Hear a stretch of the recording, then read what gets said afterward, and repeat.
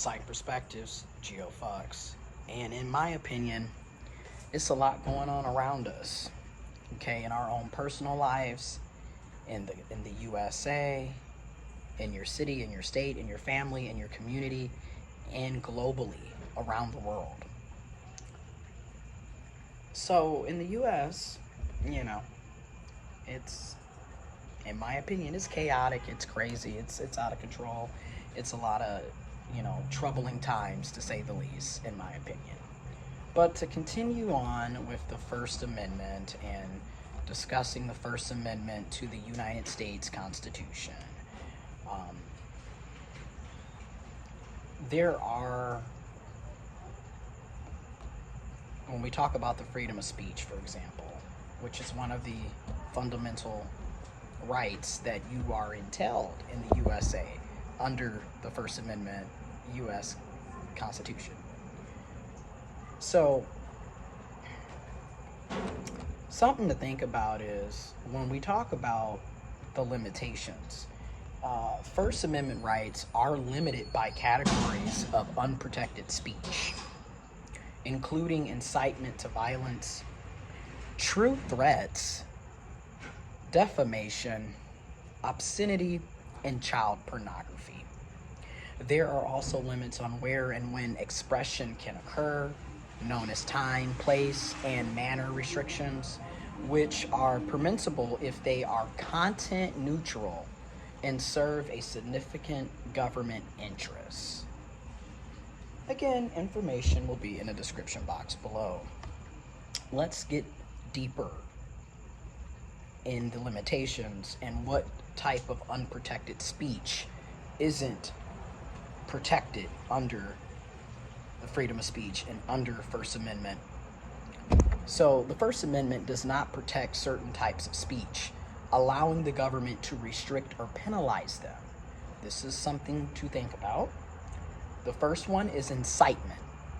And the way they view incitement under freedom of speech, limitations, First Amendment, U.S. Constitution.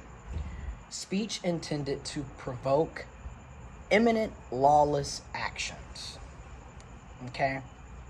So, imminent lawless actions.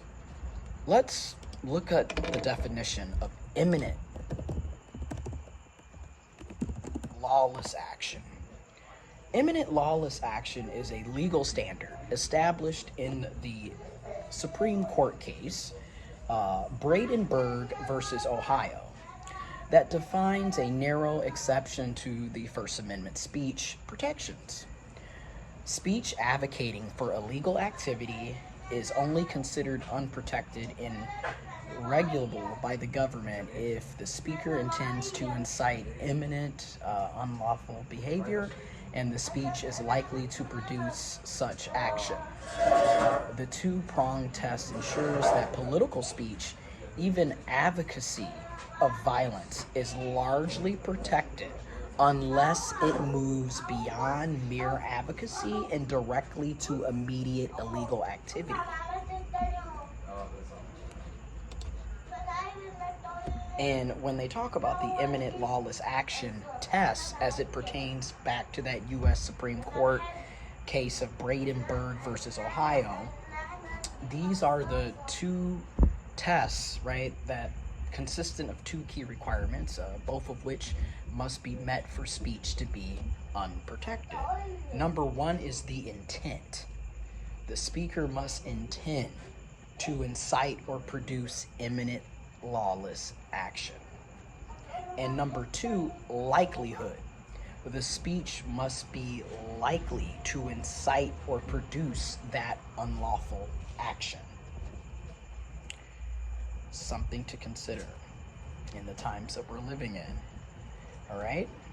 Some of the key aspects of this, right? Unprotected speech. Speech falling under this test is not protected by the First Amendment, allowing the government to regulate. And this is something to think about because with people being fired for sharing their opinions, their ideas, their beliefs, especially in relation regarding the Charlie Kirk assassination that took place last week in September. It's something to think about, because you have people who are being fired from their positions, receiving disciplinarian action for sharing their thoughts, their ideas, their opinions. And in many cases, in my opinion, they're not even inciting violence. They're not even participating in hate speech. They're literally quoting what Charlie Kirk actually said, and then being fired for quoting what Charlie Kirk said, or receiving disciplinary action for quoting what Charlie Kirk said. So some things of that nature. And then the cherry picking of who gets to actually, benefit from the First Amendment and benefit from the 5 fundamental rights, and then who doesn't, and who gets to deal with the double standards, is something to think about. When you think about what's going on with Jimmy Kimmel, and Jimmy Kimmel is not the only one, but we understand in the world that we're living in, people are going to focus a lot on him and ignore the countless others who have already lost their jobs, already been fired, already have had opportunities taken from them for sharing their opinions and their ideas. And then also just, the people who have died for sharing their ideas, their beliefs, their opinions. Right? Like, this is unfortunately what we're dealing with in 2025, unfortunately and sadly, is nothing new. So when we think about Jimmy Kimmel was yanked off the air. And Disney pretty much cut him off.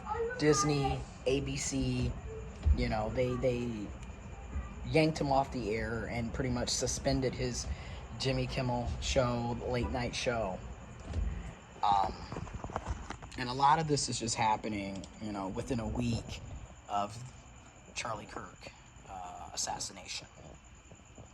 So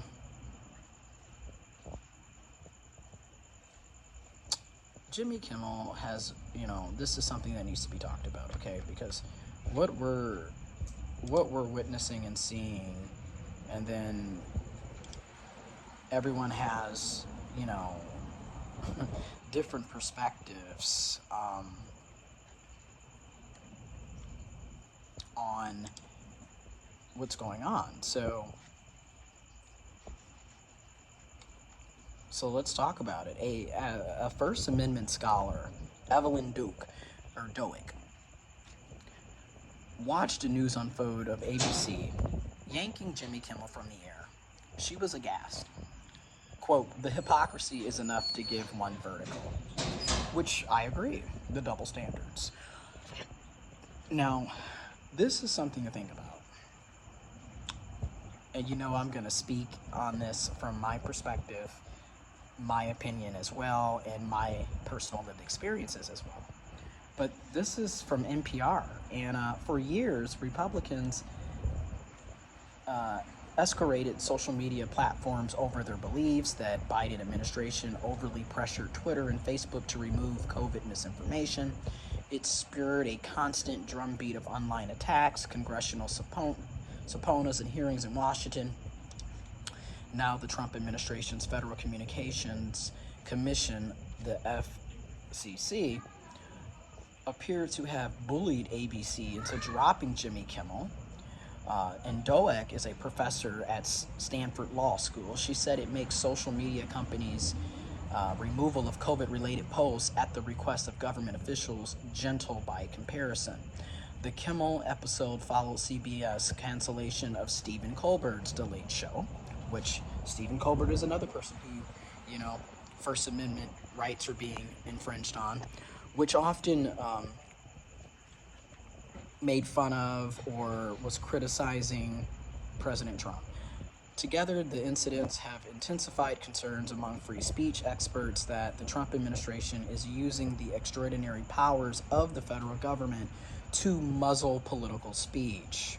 So, in other words, some of us are seeing this as, okay, if we say anything negative or we criticize Trump, his administration, his supporters, the Republicans, the conservatives, the megas, if anyone criticizes or says anything negative about Charlie Kirk, at Turning Point USA, Israel, etc., you can potentially lose your job, your rights, your freedom, and your life. Yet, in the same breath,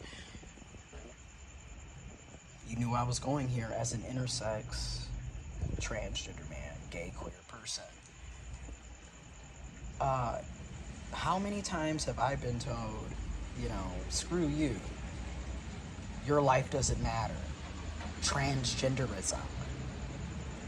How many times have I been called the N-word, the F-word, the T-word? And we've had to sit through it. How many times have there been comedy shows, such as Dave Chappelle and many others, who have literally spent entire segments of their comedy show making transgender people the butt of the joke, and we had to just swallow it and deal with it? But heaven forbid anybody talks about a cisgendered heterosexual male and the bullshit that some of them participate in. All of a sudden, that's not fair. You're making fun of us. You're being disrespectful. But yet, it's okay for you to make fun of George Floyd. It's okay for you to, joke about the homeless being murdered because they're homeless and them needing to be euthanized on national TV. Brian Kilmeade, if you remember that literally also just happened within the past week.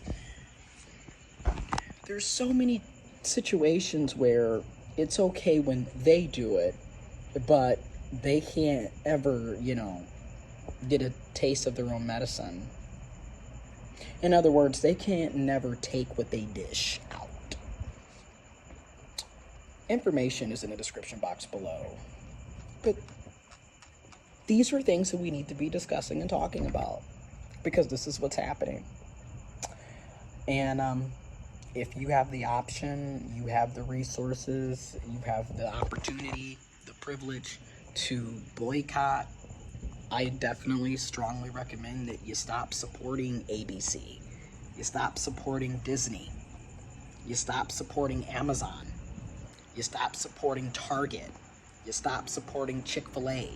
You stop supporting businesses, organizations, corporations, politicians, political parties that don't support you in your best interests, that don't have your health and well-being as a priority. The people, places, and things that could care less about you. You should stop sending them your money. That's my opinion. That's my suggestion. That's what I've been doing for years. Something to think about.